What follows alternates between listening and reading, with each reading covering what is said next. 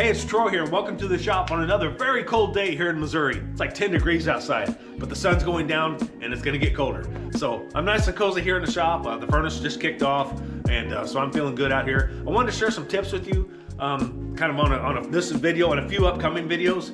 What I mean by tips are just techniques and products and things I like to do.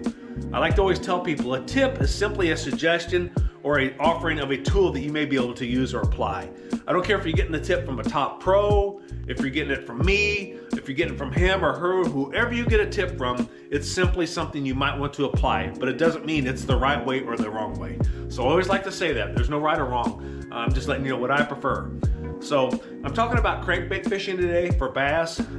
For fishing for bass, I love to use monofilament line. I know that's old school sounding, but I love good old monofilament line. And I love high seas monofilament line. This is great line. This is extremely affordable line, but besides the fact of that, it's great line. So I'm really sold on this stuff. I've been using it now for a few years.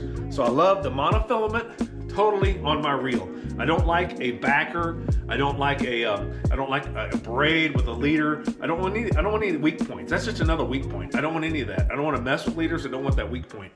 I like that reel totally filled up with this line here. And with it being affordable, I can change it out during a trip if I need to. I can change it out after every trip or every other trip. I can run it till it's almost all the way empty and then, re-spool it. So that's just what I prefer. Monofilament line.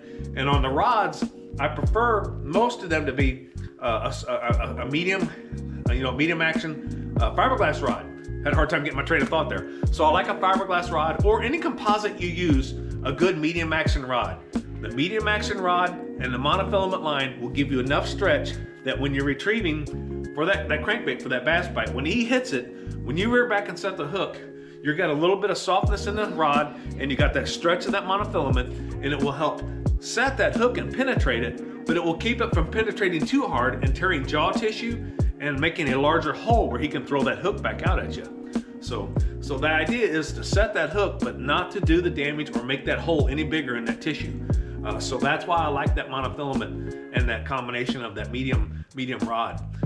So I just wanted to share that with you. That's my preference for fishing crankbaits and how I like to do it. Let me know your thoughts, and I hope you all have a great day. Stay warm. Thank you.